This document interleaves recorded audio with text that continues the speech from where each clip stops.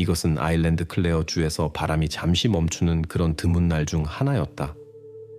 2019년 2월 10일 일요일, 애니스티몬 소도시의 작은 경찰서에서 가르다 당직 경관이 식어버린 차를 느긋하게 마시고 있었다. 그날은 평온할 것 같았다. 시끄러운 이웃에 대한 몇 건의 신고, 어쩌면 길에서 길을 잃은 양 한 마리 정도, 아일랜드 시골의 일상이었다. 하지만 14시 32분에 울린 전화가 이 정적을 깨뜨렸다. 전화기 너머의 목소리는 여성의 것으로 침착했지만 그 안에 강철 같은 불안의 음조가 뚜렷이 들렸다. 전화를 건 사람은 지역 초등학교 교장인 도일 부인이었다. 30년의 경력을 가진 여성으로 자신의 모든 학생을 이름으로 알고 있었고 걸음걸이만 봐도 누가 또 집에 실내화를 놓고 왔는지 알 수 있는 사람이었다. 그녀는 사소한 일로 당황하는 사람이 아니었다. 그래서 그녀의 말이 경관으로 하여금 찻잔을 내려놓고 메모장을 집어들게 만들었다. 도일 부인은 교무회의에서처럼 명확하게 상황을 설명했다. 7살 리암 오코넬, 그녀의 학생 중 한 명이 이미 2주째 학교에 나타나지 않고 있었다. 처음에 그의 부모인 이몬과 시본이 전화를 걸어 종교적 이유로 아들을 홈스쿨링으로 전환한다고 말했다. 이상했지만 합법적이었다. 교장은 일지에 메모를 했고 기다리기로 했다. 하지만 나중에 보고서 작성을 위해 세부 사항을 확인하려고 그들에게 연락을 시도했을 때 그녀의 전화는 응답받지 못했다. 첫 번째, 두 번째, 10번째. 전화기는 침묵했다. 걱정은 진짜 불안으로 변했다. 프로토콜에 따르면 2주간 연락이 두절된 후에는 방문해야 할 의무가 있었다. 그래서 오늘, 일요일에 그녀는 낡은 포드 피에스타에 앉아 좁은 비포장 도로를 따라 그들의 집으로 향했다. 지역 사람들이 바람 언덕이라고 부르는 언덕 꼭대기의 외딴 돌 코티지였다. 그들의 차는 집 앞에 서 있었다. 하지만 그녀의 노크에는 아무도 대답하지 않았다.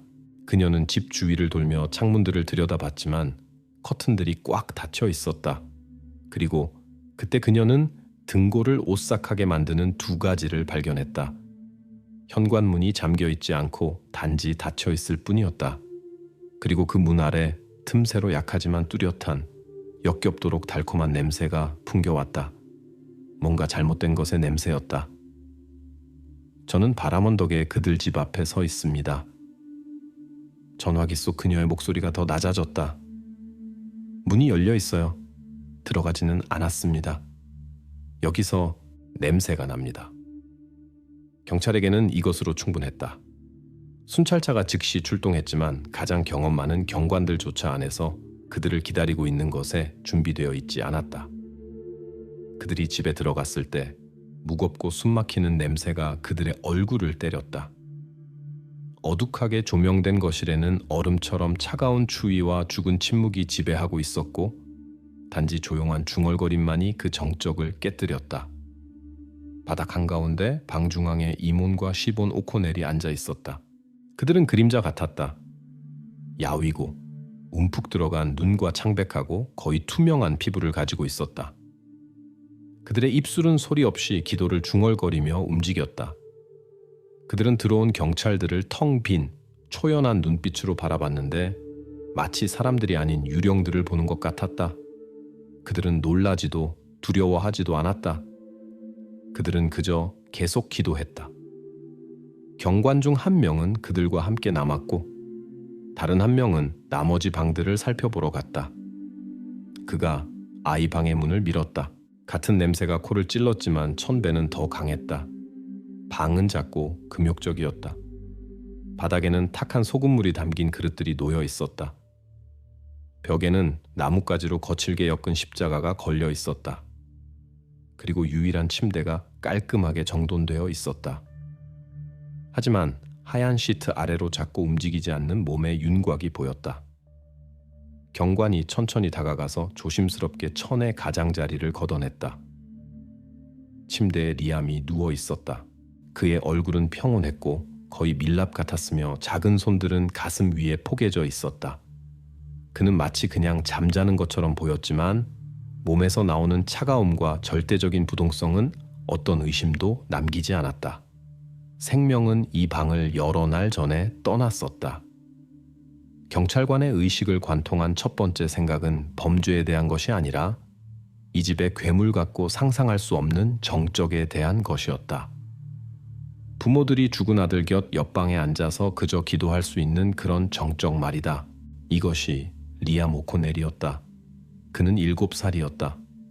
그리고 그를 보호해야 했던 사람들이 불과 몇 미터 떨어진 곳에서 자신들만의 이해할 수 없는 세계에 빠져 있었다. 바로 이 질문, 그들은 누구인가?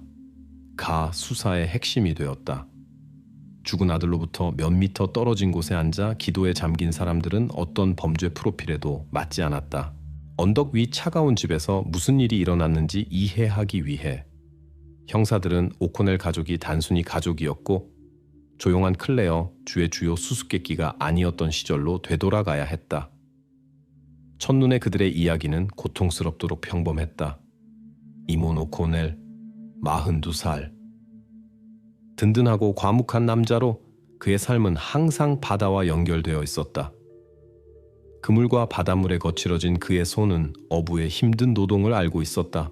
하지만 몇 년 전 사고, 심한 등 부상, 가 그에게 대서양으로 나가는 길을 영원히 막았다. 한때 바다처럼 거대했던 그의 세계는 그들의 작은 코티지와 월 장애 수당의 크기로 축소되었다. 그는 한때 그랬던 사람의 그림자가 되었다. 39살의 그의 아내 시보는 그와 정반대였다. 전 화가였던 그녀는 섬세한 정신적 구조를 가진 여성으로 세상을 색깔과 이미지로 보았다. 이모니 일을 그만둔 후 그녀는 완전히 집과 아들에게 헌신했다. 그녀의 캔버스와 물감은 오래전부터 다락에서 먼지를 쌓고 있었고 그녀의 모든 창조적이고 억제할 수 없는 에너지는 이제 그들의 고립된 작은 세계에서 편안함을 만드는 데 쏟아졌다. 그리고 이 작은 세계의 중심에는 리암이 있었다. 7살 소년으로 학교 기록 보관소에서 꺼낸 그의 파일은 절대적으로 정상적이고 행복한 아이의 초상을 그렸다. 수사관들은 불과 몇 달 전 도일 부인의 손으로 쓰인 평가서를 읽었다. 리암은 활발하고 호기심 많은 소년입니다. 또래들과 쉽게 어울립니다. 가정에서의 문제 징후는 관찰되지 않았습니다. 방형 3km 내에 단 2명뿐인 이웃들은 그를 언덕 비탈에서 양들을 쫓아다니기를 좋아하는 시끄럽고 명랑한 개구쟁이로 묘사했다. 경찰이 그들의 재정 상황을 확인했을 때 수수께끼는 더욱 깊어졌다. 빚도 대출도 이상한 지출도 없었다. 이몬의 소박한 수당과 작은 아동 수당. 그들은 가난하지만 예측 가능하게 살았다. 지역 상점에서 음식을 사고 전기료를 냈다. 서류상으로는 모든 것이 맞아떨어졌다. 형사들 앞에는 범죄 기록도 사회복지 서비스의 신고도 과거에 단 한 번의 우려스러운 신고도 없는 평범하고 저소득층인 아일랜드 가정이 있었다. 그들을 구별짓는 유일한 것은 완전하고 거의 절대적인 고립이었다. 바람 언덕의 그들 코티지는 단순한 집이 아니라 비포장도로와 정적으로 나머지 세계와 분리된 요새였다. 서류상으로는 아일랜드의 조용한 구석을 위한 이상적인 가족이었다. 하지만 바로 이 고립이 그들을 역경으로부터 보호하는 것처럼 보였던 것이 결국 이 집 벽 안에서 생겨난 광기의 조용한 속삭임이 귀청이 터질 듯한 비명으로 변하는 완벽한 조건을 만들었다. 그리고 이 비명은 갑작스럽지 않았다. 그것은 꽉 닫힌 문 뒤에서 여러 달에 걸쳐 정적 속에서 커져갔다. 수사는 본질적으로 이 침묵에 고고하게 되었고 정상적이지만 은둔적인 오코넬 가족의 삶이 끝나고 역산이 시작된 바로 그 돌이킬 수 없는 지점을 찾는 시도였다. 그리고 이 지점은 매우 빨리 발견되었다. 그것은 학교 일지와 전화 기록에 명확히 문서화되어 있었다. 리암이 반 친구들을 마지막으로 본 것은 2018년 11월 16일 금요일이었다. 그것은 평범한 학교 날이었다. 수업, 시끄러운 쉬는 시간, 교정에서의 술래잡기. 그는 친구들에게 손을 흔들며 작별 인사를 하며 월요일에 보자고 약속했다. 하지만 월요일에 그의 책상은 비어 있었다. 며칠 후 도일 부인의 사무실에 전화가 걸려왔다. 전화선 너머에는 시본 오코넬이 있었다. 교장이 나중에 회상하기로는 그녀의 목소리는 차분하고 평온했는데 너무 그랬다. 그녀는 남편과 함께 리암을 홈스쿨링으로 전환하기로 결정했다고 알렸다. 그녀가 제시한 이유는 도일 부인을 찌푸리게 했지만 걱정할 법적 근거는 주지 않았다. 종교적 이유로. 이 문구는 완벽한 방패가 되었다. 그것은 소년의 부재를 형식적으로 설명했고 학교의 추가 개입 가능성을 차단했다. 하지만 학교는 오코넬 가족이 끄는 실 중 하나일 뿐이었다. 형사들이 전화 통화 내역을 요청했을 때 두 번째로 중요한 날짜를 발견했다. 2018년 11월 19일 리암이 마지막으로 학교에 간 지 사흘 후 그들 집 전화로 마지막 발신 통화가 이루어졌다. 시본이 더블린에 있는 그녀의 언니에게 전화를 건 것이었다. 나중에 수사에서 밝혀진 바로는 그들의 대화는 짧고 완전히 일상적이었다. 날씨를 얘기하고 다가오는 추위에 대해 불평했다. 불안의 한마디도 다가올 변화의 암시도 없었다. 우리는 괜찮아. 그냥 할 일이 많아. 라고 시본이 작별 인사로 말했다. 그리고 그 후로는 아무것도 없었다. 진공 상태. 친척들에게 단 한 번의 전화도, 단 한 번의 메시지도 없었다. 그림은 극도로 명확해졌다. 마치 하루 만에 2018년 11월 중순에 누군가가 스위치를 눌렀다. 오코넬 가족은 사라지지 않았다.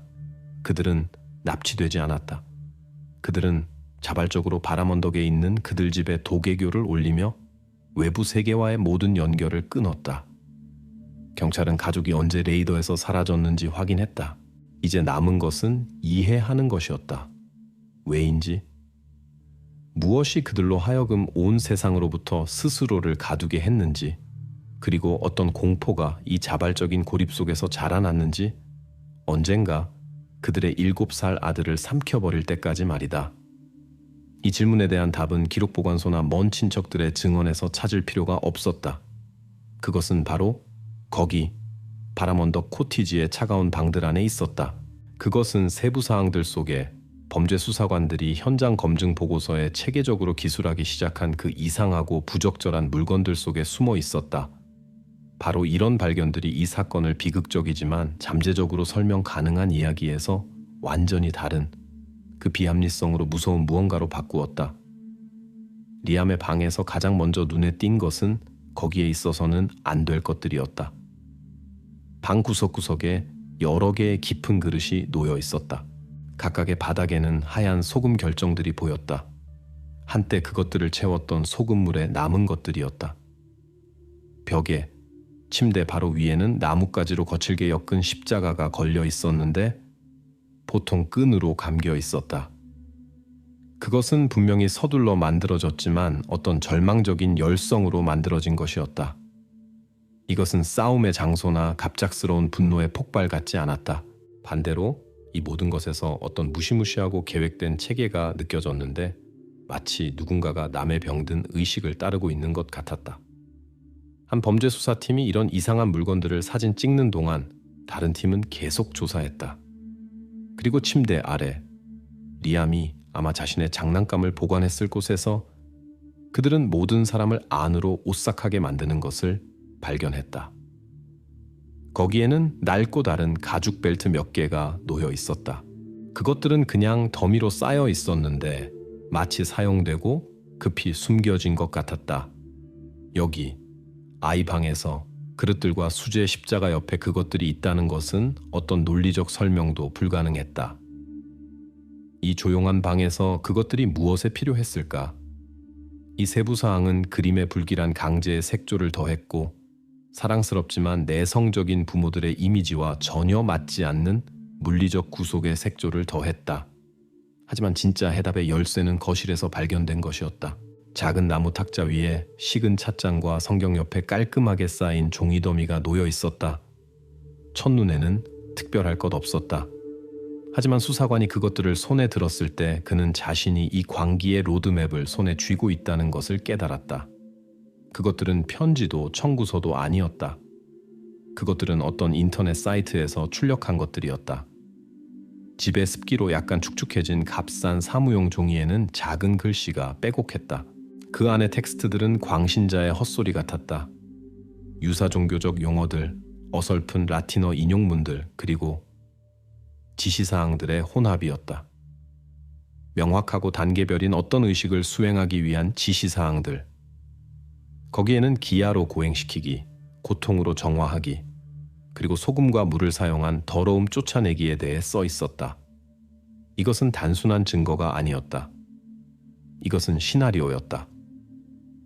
이 집 벽 안에서 벌어진 악몽의 시나리오였다. 그리고 이제 형사들은 이 비극의 연출자가 누구였는지 또는 무엇이었는지를 이해할 열쇠를 가지게 되었다. 남은 것은 단지 출처를 찾는 것뿐이었다. 방 구석에 서 있던 낡은 데스크톱 컴퓨터. 이 낡고 윙윙거리는 본체는 정말로 답들을 간직하고 있었다. 하지만 디지털 미로에 빠지기 전에 수사관들은 하나의 가장 명백하고 가장 끔찍한 질문을 해결해야 했다. 리암의 마지막 날들에 이 집에 물리적으로 누가 있었는가? 첫눈에는 이것이 불가능해 보였다. 바람 언덕은 모든 바람에 노출된 열린 공간이다. 하지만 수사는 빠르게 코티지 자체가 지난 몇 주 동안 밀폐된 캡슐로 변했다는 것을 보여주었는데 누구도 들어가지 않고 나오지도 않는 캡슐로. 수사관들은 가장 먼저 가장 가까운 이웃들에게 갔다. 가장 가까운이라는 말은 여기서 물론 상대적이다. 늙은 피네간 씨의 농장까지는 거의 3km의 망가진 비포장길이었다. 이 땅에서 평생을 살아온 노인은 최고의 관찰 지점이었다. 하지만 그의 증언은 짧고 쓸모없었다. 그는 아무것도 보지 못했다. 밤에 어모 아래 오코넬들의 집으로 기어가는 낯선 차들도 없었다. 수상한 낯선 사람들도 없었다. 오직 그들의 낡은 포드만이 그의 말에 따르면 이미 몇 주째 집 앞에 움직이지 않고 서 있었고 천천히 먼지와 진흙으로 덮여가고 있었다. 더 멀리 사는 다른 이웃들은 그의 말만 확인해 주었다. 외부 세계는 바람 언덕으로 가는 길을 잊은 것 같았다. 그 다음 범죄 수사관들이 집 자체를 면밀히 조사했다.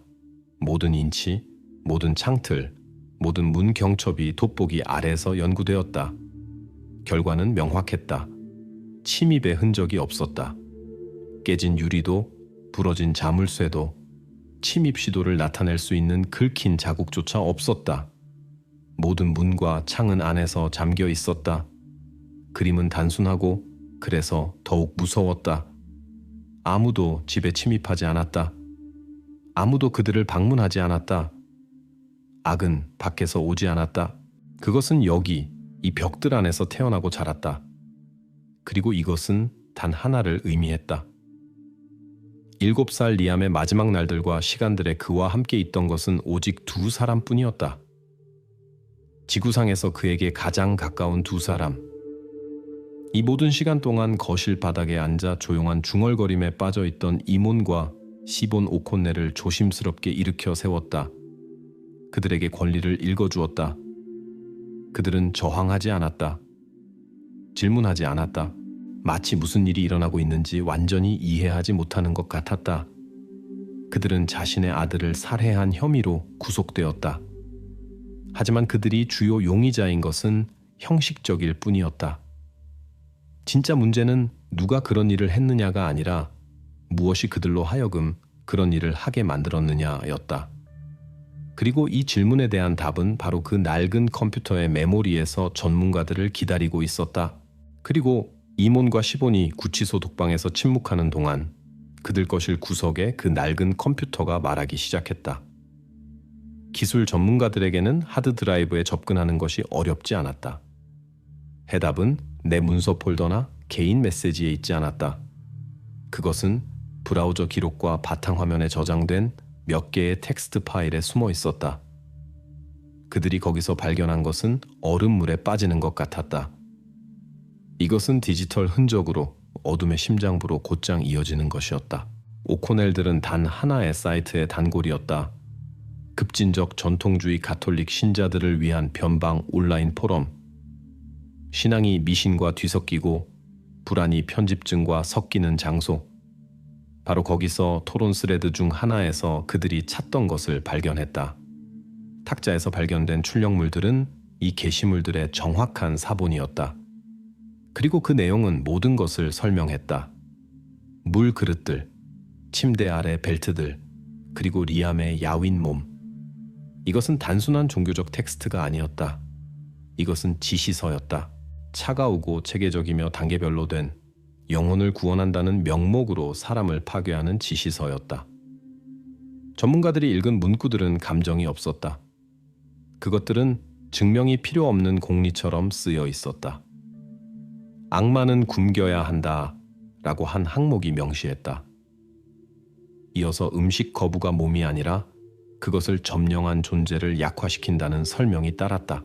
다른 문단은 그 논리에서 더욱 괴물 같았다. 몸은 단지 그릇일 뿐 고통으로 정화해야 한다. 이 문구는 고통을 가하는 것을 잔혹한 행위에서 자비로운 행위로 바꾸었다. 더 나아가서는 더했다. 텍스트는 증거와 섬뜩하도록 정확히 일치하는 실용적 조언도 제공했다.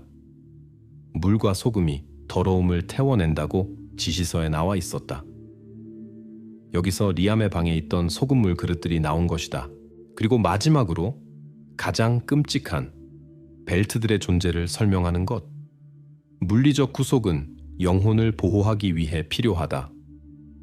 존재가 고통 속에서 몸부림칠 때 그것은 그릇을 해칠 수 있다. 그 자신의 선을 위해 움직이지 못하게 해야 한다. 읽을 때마다 미친 그림은 무시무시하고 뒤틀린 논리를 갖추었다. 이것은 자발적인 폭력 행위가 아니었다. 이것은 남의 시나리오에 따라 신중히 계획된 의식이었다. 이몬과 시본은 고전적 의미의 가학자들이 아니었다. 그들의 왜곡된 현실에서 그들은 자신들의 아들의 영혼을 위해 싸우는 빛의 전사들이었다. 그리고 이 출력물들은 그들의 성서였고 가정용 엑소시즘 수행을 위한 단계별 안내서였다. 이 엑소시즘 안내서는 증거를 설명했지만 사람들을 설명하지는 못했다. 무균실인 신문실에서 환기구의 단조로운 윙윙거림 아래 수사관들은 무엇이든 보기를 기대했다. 눈물, 회개, 공격성, 부인, 자신의 아들에 관한 것일 때 특히 끔찍한 범죄에 대한 고발에 대한 정상적인 인간 반응인 모든 것. 하지만 이몬과 시본 오코넬은 그들에게 이 중 아무것도 주지 않았다. 그들의 행동은 모든 것 중에서 가장 이상하고 불안한 증거였다. 그들은 형사들 앞에 앉아 있었는데 물리적으로 소진되고 탈수되고 마른 잎사귀 같았다. 그들 자신도 지난 며칠 동안 거의 먹지도 자지도 않았다는 것이 명백했다. 하지만 그들의 감정 상태는 무섭도록 평온했다. 눈물 한 방울도 없었다. 목소리에 떨림도 없었다. 그들은 수사관들을 평온하고 초연한 눈빛으로 바라봤는데 마치 일어나고 있는 모든 일이 그들과 전혀 상관없는 것처럼, 마치 그들이 남의 비극의 단순한 관객인 것처럼. 시본이 먼저 말했다. 리암의 죽음에 앞선 날들의 집에서 무슨 일이 일어났는지 직접 물었을 때 그녀는 조금의 망설임도 없이 답했다. 그녀의 목소리는 조용했지만 얼음처럼 단단했다. 그녀는 변명하지도 않고 아무것도 숨기려 하지도 않았다. 그녀는 단순히 자신의 현실에서 본 대로 사실들을 진술했다. 그리고 이미 이 얼음 같은 침착함에 인내심을 잃기 시작한 수사관이 핵심 질문을 했을 때 그녀의 답은 영원히 사건 기록에 남게 되었다. 우리는 해야 할 일을 했습니다. 라고 그녀가 형사의 눈을 똑바로 보며 말했다. 그는 자유롭습니다. 절대적 확신으로 말해진 이 문구가 공기 중에 떠올랐다. 거기에는 슬픔이 없었다. 거기에는 자부심이 있었다. 의무를 완수한 자부심. 옆에 앉은 이모는 이 모든 시간 동안 침묵했다. 그는 가끔씩만 고개를 끄덕이며 아내의 말을 확인하거나 메아리처럼 그녀의 마지막 문구들을 조용히 반복했다. 그는 이 조합에서 리더가 아니었다. 그는 그녀의 신앙에 완전히 흡수된 추종자였다. 형사들은 자신들의 경험에서 처음으로 용의자들이 자신들의 행동을 부인하지 않으면서도 그것이 범죄라는 것을 단호히 인정하지 않는 상황에 직면했다. 그들의 의식에서는 아들의 생명을 빼앗은 것이 아니라 그의 영혼을 구한 것이었다. 그들에게 이것은 비극이 아니라 승리였다. 그들의 행동은 어떤 표준적인 범죄 프로필에도 맞지 않았다. 수사 앞에는 자신들의 죄를 숨기는 살인자들이 아니라 어떤 괴물 같고 흔들리지 않는 신앙의 담지자들이 있었고, 표준적인 신문 방법들은 여기서 무력했다. 표준적인 신문 방법들이 무력하자 수사는 거짓말할 수도 답을 회피할 수도 없는 증인, 그들의 낡은 가정용 컴퓨터에 의존했다. 기술 전문가들에게 이것은 일상적인 작업이었다. 하드드라이브 이미지를 만들고 가족의 디지털 활동을 분석하는 것, 그리고 그들이 발견한 것은 단순히 사이트 방문 기록이 아니었다. 이것은 편집증의 토끼굴로 곧장 이어지는 디지털 흔적이었다. 대부분의 가정용 컴퓨터와 달리 이것은 세상으로의 창이 아니었다. 그것은 하나의 유일한 어두운 장소로 이어지는 좁은 터널이었다. 브라우저 기록은 진짜 강박의 그림을 보여주었다. 2018년 11월부터 시작해서 그들의 온라인 활동의 거의 100%가 하나의 자원에 집중되어 있었다.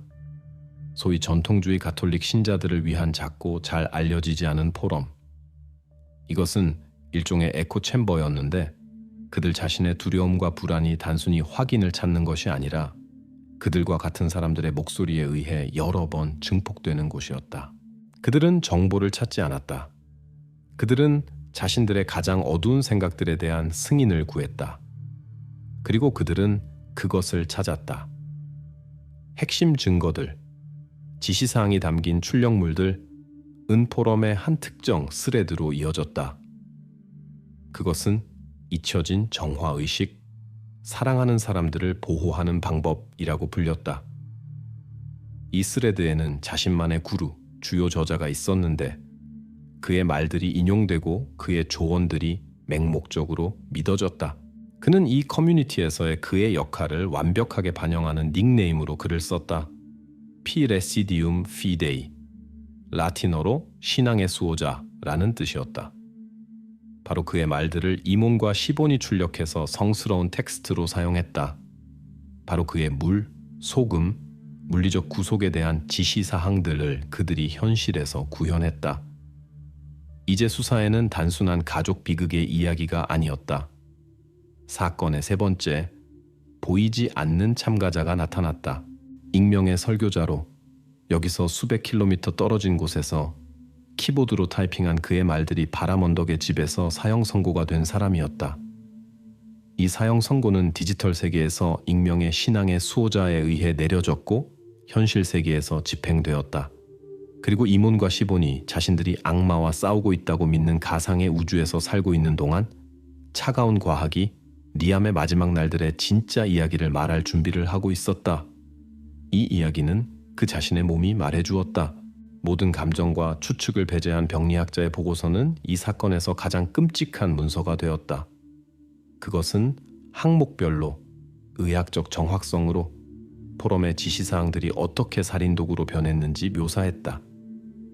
부검이 확인한 첫 번째는 주요 사망 원인이었다. 리암은 급성 탈수로 죽었다.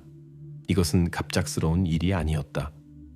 이것은 며칠에 걸쳐 늘어진 느리고 고통스러운 과정이었다. 포럼의 지시사항에는 악마는 굶겨야 한다고 명시되어 있었다. 부모들은 이 지시를 따라 자신들의 아들에게서 음식뿐만 아니라 가장 끔찍하게도 물을 박탈했다. 7살 유기체에게 이것은 사형 선고와 같았다.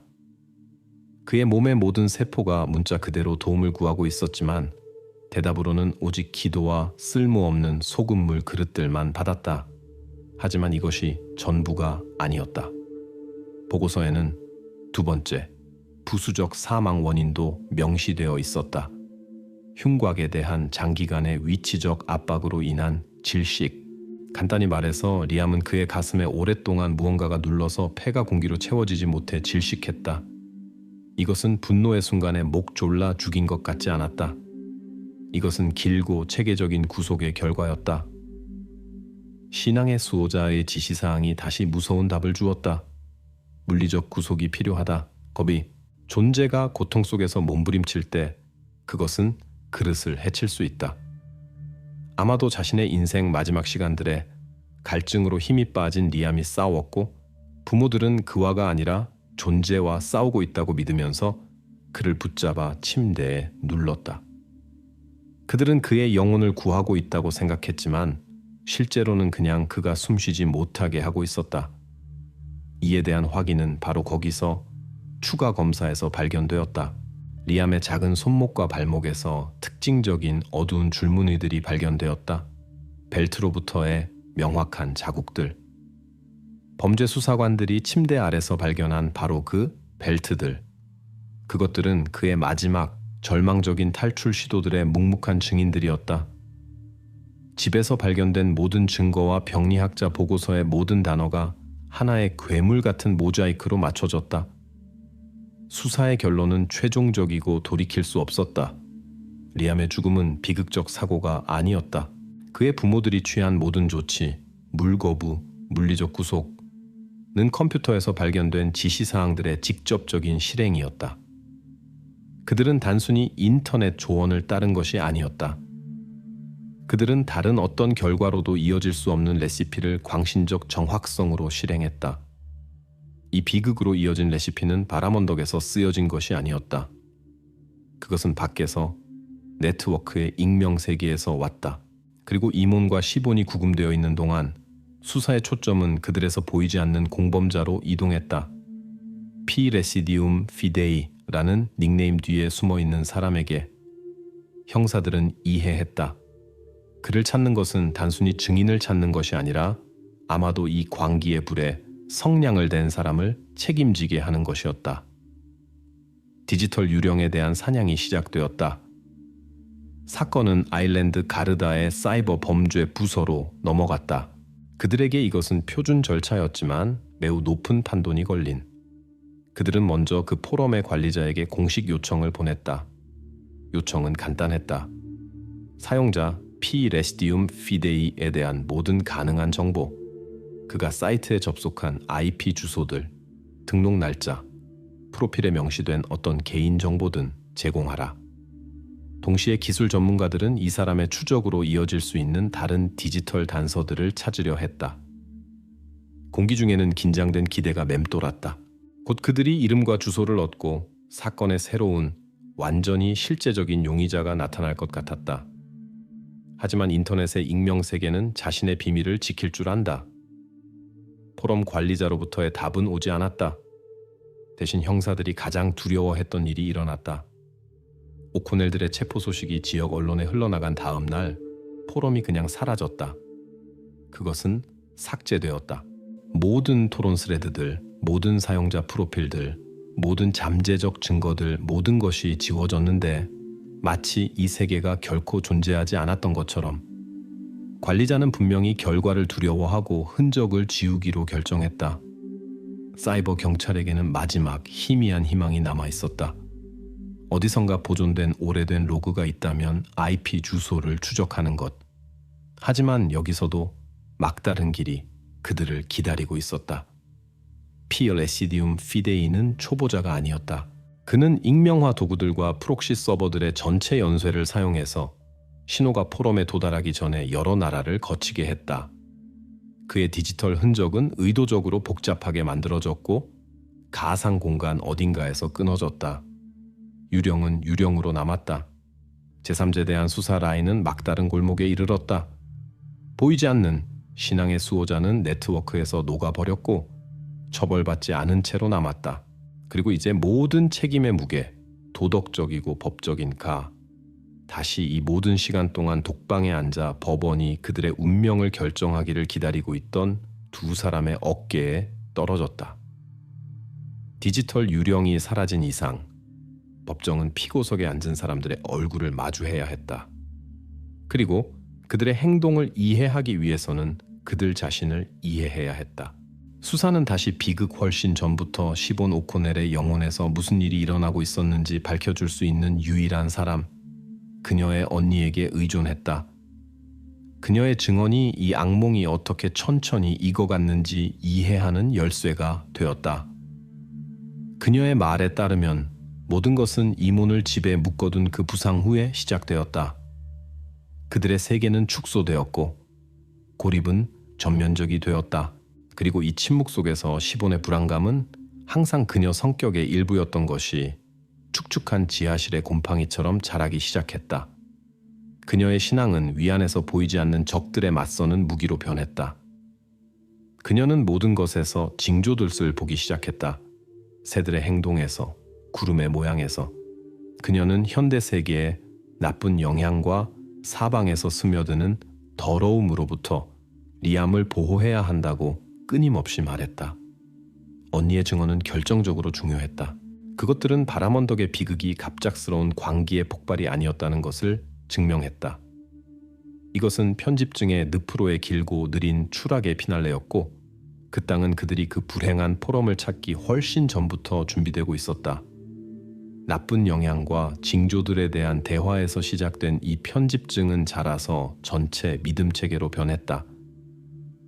이제 수사관들이 출력물들, 포럼, 시본의 상태에 대해 알고 있을 때 그들은 두 번째 신문을 실시하기로 결정했다. 이것은 냉정한 사실들과 열병 같은 헛소리의 직접적인 충돌이었고 왜곡된 의식의 벽을 뚫으려는 시도였다. 수사관이 이몬과 시본 앞 탁제 병리학자의 결론들을 놓았다. 사진들, 그래프들, 건조한 의학 용어들. 당신들의 아들은 탈수와 질식으로 죽었습니다. 라고 그가 말했는데 그들의 갑옷을 조금이라도 뚫기 위해 최대한 초연하게 말하려 했다. 그는 반응을 적어도 감정의 그림자라도 기대했지만 그들의 얼굴은 거실 바닥에서 발견되었던 그날처럼 같은 평온함을 유지했다. 시본이 고개를 저었는데 마치 그녀에게 중요하지 않은 무언가를 설명받는 것처럼 그녀는 침착하게 도전적이지 않게 마치 이것이 단순한 신학적 논쟁인 것처럼 말했다. 그의 몸은 고통받았지만 그의 영혼은 정화되었습니다. 라고 그녀가 말했다. 그녀의 눈에는 공포가 없었고 오직 완고한 확신만 있었다. 그녀는 육체적 고통이 필요한 희생이라고, 그녀가 아들을 죽인 것이 아니라 반대로 그를 지옥의 문을 통과시켜 영원한 고통으로부터 구했다고 진심으로 믿었다. 수사관이 물리적 구속의 증거, 벨트 자국들을 지적하며 압박했을 때 그녀는 오직 포럼의 문구들만 반복했다. 우리에게 이것이 유일한 길이라고 말해줬습니다. 더러운 것이 소리 지르고 몸부림칠 때 그릇을 붙잡아야 합니다. 그렇지 않으면 존재가 영혼을 돌이킬 수 없게 해칩니다. 우리는 지시를 따랐습니다. 이것이 유일한 길이었습니다. 이모는 전처럼 주로 침묵했다. 그가 말할 때는 그는 단지 아내에게 동조하며 그녀의 말을 반복했는데 마치 그 자신의 의식이 완전히 그녀의 헛소리에 녹아버린 것 같았다. 그는 그녀의 그림자, 그녀의 충실한 추종자였다. 어떤 사실들도, 어떤 의학 보고서들도, 어떤 증거들도 이 장막을 뚫을 수 없다는 것이 명백해졌다. 그들은 자신들의 광기의 포로였고 공통의 공유된 정신병의 포로였다. 이 신문 기록들을 받은 검찰은 그들이 전례 없는 사건에 직면했다는 것을 깨달았다. 여기서는 죄에 대한 문제가 없었지만 정신 능력에 대한 문제가 있었다. 정확히 무슨 일이 일어났는지 이해하고 유죄자들을 공정하게 처벌하기 위해서는 포괄적인 법정 정신의학 감정을 실시할 필요가 있었다. 그리고 몇 달 후 판사의 책상에 놓인 이 법정 정신의학 감정은 모든 것을 제자리에 놓는 그 돌파구가 되었다. 전문가들의 결론은 바람 언덕에서 벌어진 악몽에 차가운 과학적 이름을 주었다. 이것은 악의가 아니었고 증오가 아니었고 순수한 형태의 종교적 광신주의조차 아니었다. 이것은 질병이었다. 그 본질에서 드물고 무서운, 이몬과 시본 오코넬에게 내려진 진단은 고딕 소설의 한 줄처럼 들렸다.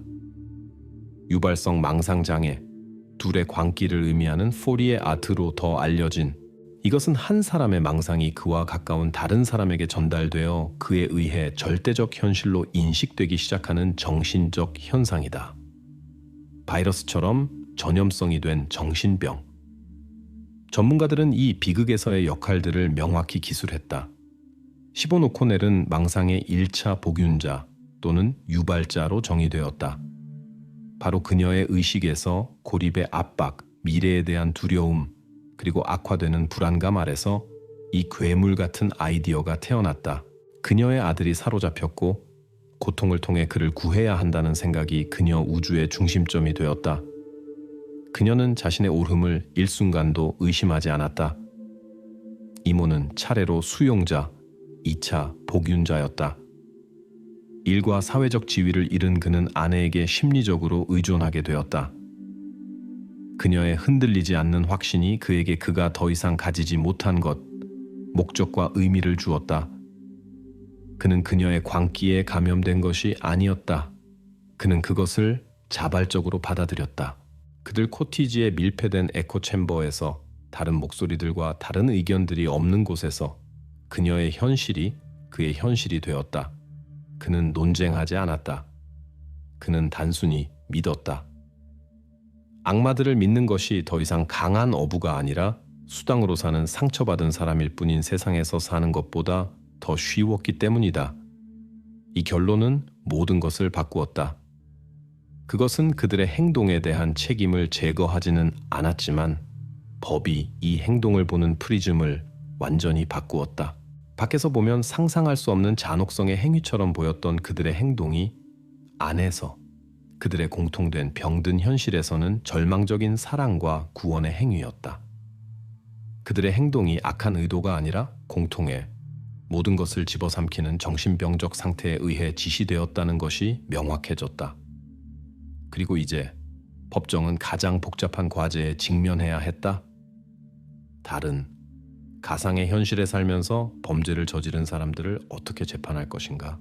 그리고 가상의 현실에 사는 사람들을 어떻게 재판할지 이해하기 위해서는 그들에게 자신들의 이야기를 할 기회를 주어야 했다.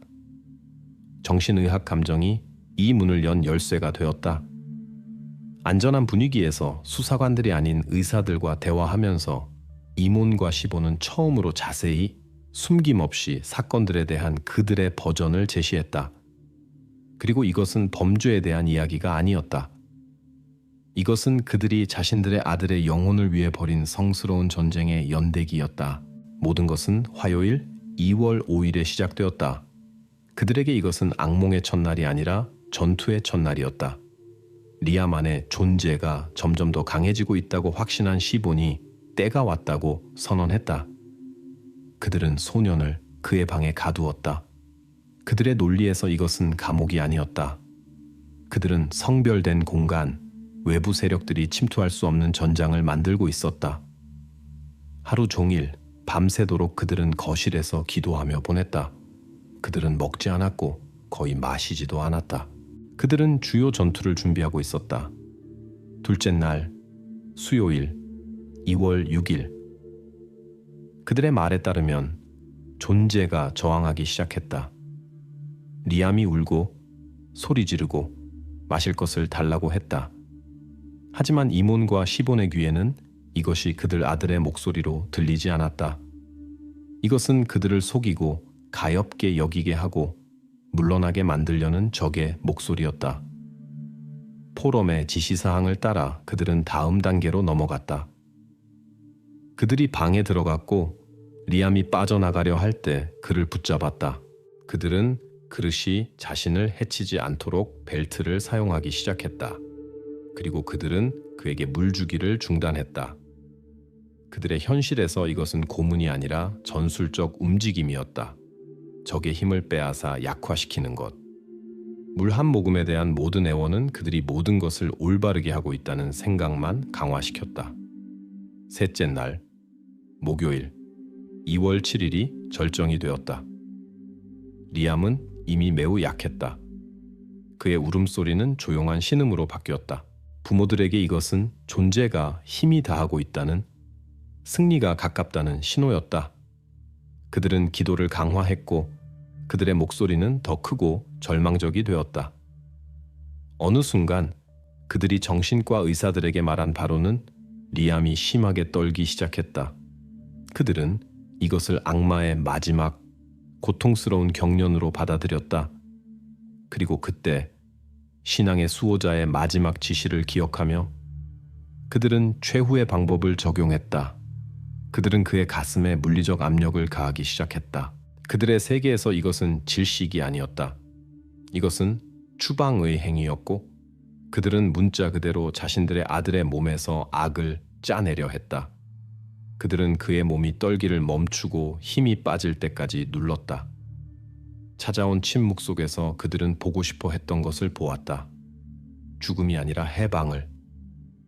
그들은 존재가 몸을 떠났고 리암의 영혼이 마침내 구원받았다고 확신했다. 그들은 그를 조심스럽게 눕히고 시트로 덮고 감사 기도를 올리기 위해 거실로 돌아갔다. 그들의 증언에는 의심이나 죄책감이 한 방울도 없었다. 그들은 끝까지 자신들이 유일하게 옳고 구원적인 절차라고 여긴 것에 대한 완전하고 단계적인 설명을 제공했다. 그들 자신이 상세히 묘사한 이 구원 절차는 이제 정확한 연대기를 가지게 되었다. 그리고 수사관들이 이 이야기를 병리학자 보고서의 건조한 데이터와 겹쳐놨을 때 비극의 그림이 완성되었다. 두 현실, 가상의 것과 진짜 것, 이 작은 아이 방이라는 한 지점에서 만났고 이 충돌의 결과가 의학적 정확성으로 기록되었다. 그들 자신의 말과 반박할 수 없는 사실들에 기반해서 그 마지막 날 2월 7일을 재구성해보자. 아침, 리암은 이미 극도로 약하다. 거의 이틀간의 물 없는 상태가 자신의 일을 했다. 그의 유기체는 가장 심한 탈수 상태에 있다. 모든 호흡이 어렵게 주어진다. 그의 몸에서는 이미 돌이킬 수 없는 과정들이 시작되었다. 하지만 이몬과 시본에게 그의 약함은 다가오는 죽음의 징조가 아니다. 이것은 그들의 의식이 작동하고 있다는, 존재가 약해졌다는 신호다. 그들이 방에 들어간다.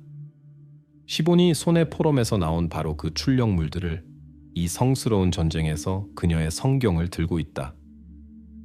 그녀는 기도를 큰 소리로 읽기 시작하고 그녀의 목소리가 조용한 방을 단조로운 웅궁거림으로 채운다. 이모는 지시사항을 따라 리암을 침대에 붙잡고 있다.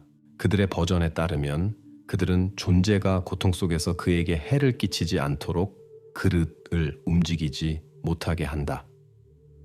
의학적 관점에서 42살 남자가 생존을 위해 본능적으로 싸우려는 약해진 7살 소년을 붙잡고 있다. 그의 손목의 벨트 자국들은 이 싸움의 묵묵한 증인들이다. 그들의 말에 따르면 리암이 떨기 시작할 때 절정이 온다. 그들은 이것을 악마의 마지막 절망적인 경련으로 본다. 시본이 더 크게 읽고 그녀의 목소리가 긴장으로 갈라진다. 이몬이 지시사항의 마지막 항목을 실행하며 아들의 가슴에 압력을 가하기 시작한다. 그는 악을 물리적으로 짜내고 있다고 믿는다. 병리학자는 자신의 보고서에서 이것을 다르게 부를 것이다. 질식을 초래한 흉곽에 대한 장기간의 위치적 압박. 간단히 말해서 이모는 자신도 모르게 천천히 아들에게서 숨쉴 수 있는 능력을 빼앗고 있었다. 이미 한계에서 작동하고 있던 리암의 폐는 단순히 더 이상 공기로 채워질 수 없었다. 그리고 모든 것이 끝난다. 리암의 몸이 힘을 잃고 조용해진다. 이몬과 시본에게는 승리의 순간이 온다. 방의 침묵은 그들에게 악마가 추방되고 영혼이 구원되고 전투가 승리했다는 신호다. 그들은 평온을 본다. 응급의가 거기 있었다면 심장과 호흡의 정지를 확인했을 것이다. 의심의 여지가 없었다. 그들의 의식에서 영웅적인 구원의 서사였던 그들의 이야기는 수사와 법정에게는 반박할 수 없는 증거가 되었다. 그들이 정화로의 발걸음이라고 여긴 그들의 모든 행동은 실제로는 죽음으로의 발걸음이었다. 처음부터 끝까지 그들의 의식은 그들 자신의 아들의 죽음에 직접적이고 논란의 여지 없는 원인이었다. 그리고 그들의 의식이 죽음의 원인이었다는 것이 논란의 여지 없이 증명되었을 때 사건은 최종 단계, 법정으로 넘어갔다. 여기서는 더 이상 무슨 일이 일어났는지에 대한 문제가 아니었다. 문제는 법이 광기의 포로가 되어 저질러진 행동을 어떻게 평가해야 하는지였다. 이몬과 시본 오코넬에 대한 재판은 아일랜드 사법부 역사상 가장 조용하고 비극적인 것 중 하나가 되었다. 여기에는 큰 연설과 격렬한 논쟁이 없었다. 괴물 같은 비극에 대한 공정한 답을 찾으려는 시스템의 시도만 있었다. 법정은 우선 행위 수행의 사실을 공식적으로 인정했다. 이몬과 시본의 행동, 그리고 오직 그들의 행동만이 그들의 7살 아들의 죽음으로 이어졌다는 것이 확인되었다. 이 점은 어느 쪽도 이의를 제기하지 않았다. 하지만 그 다음 전체 과정의 핵심 순간이 왔다. 법정은 정신의학 감정의 결론을 완전히 고려했다. 포리의 아드 진단이 사건의 결과를 결정한 중심 요소가 되었다. 그들의 행동을 저질렀던 순간에 두 부모 모두 공통 정신병 장애로 인한 심신미약 상태에 있었다는 것이 인정되었다. 그들은 자신들이 하고 있는 일의 범죄적 성격을 이해하지도 못했고 이해할 수도 없었다. 그들의 현실에서 그들은 범죄자가 아니라 구원자였다. 판사가 최종 결정을 읽을 때 법정이 침묵에 잠겼다. 그것은 이 사건의 모든 복잡성과 비극성을 반영하는 것이었다. 판결. 이몬과 시본 오코넬은 제한된 책임 능력으로 인한 과실치사로 유죄를 인정받는다. 그들은 던드럼 중앙정신병원에서 강제 치료를 받도록 보내진다. 이것은 감옥이 아니라 병실이었다. 전통적 의미의 처벌이 아니라 이미 돌이킬 수 없이 부서진 것을 고치려는 시스템의 시도였다. 그들은 물리적으로 분리되어 바로 그 독성 연결을 끊었는데 그것이 그들의 공통 광기를 낳은 것이었다. 그들에게 이것은 그들의 세계의 끝, 그들의 전쟁의 끝이었다. 하지만 사회에게 이 이야기는 하나의 무겁고 해결되지 않은 질문을 남겼다. 그리고 이 해결되지 않은 질문은 지금까지도 열려 있다. 이몬과 시본이 심신미약이었다면 일어난 일에 대해 누가 더 책임져야 하는가? 오늘 그들은 던드럼 중앙정신병원의 벽 안에 있다. 그들은 따로 치료받고 있는데 그들의 공통 광기를 낳은 바로 그 독성 연결을 끊으려 한다. 그들을 기다리는 것은 길고 아마도 평생의 치료 과정이다. 비극의 묵묵한 증인인 바람 언덕의 집은 경매로 팔렸다. 새 주인들은 거기 정착하기로 결심하지 못했다. 그것은 비어있고 버려져 있으며 천천히 해더로 뒤덮이고 있는데 가장 끔찍한 악몽이 태어날 수 있는 침묵의 기념비처럼. 이 이야기의 모든 참가자들이 자신들의 결말을 받았다. 한 명을 제외하고는. 수사는 프레시디움 파이디라는 닉네임 뒤에 숨은 사람의 정체를 확인할 수 없었다. 7살 리암에게 사형 선고가 된 말들을 한 신앙의 수호자는 발견되지 않았다. 이야기가 뉴스에 나온 직후 바로 그 포럼이 관리자에 의해 흔적 없이 삭제되었고 모든 디지털 증거들이 그것과 함께 사라졌다. 이 사람은 아마도 지금도 어딘가에서 자신의 컴퓨터 앞에 앉아 다른 절망한 사람들에게 치명적으로 위험한 조언을 나누어주고 있을지도 모른다. 익명성에 뚫을 수 없는 가면 뒤에 숨어서. 오코넬 가족의 이야기는 고립과 두려움이 가장 괴물 같은 믿음이 자랄 수 있는 독성 토양이라는 무서운 상기시킵니다. 그리고 현대 세계에서 때로는 가장 위험한 악마들이 우리 상상 속에 사는 것들이 아니라 화면을 통해 우리에게 자신들의 지시사항을 조용히 속삭이면서도 보이지 않고 처벌받지 않은 채로 남아있는 것들이라는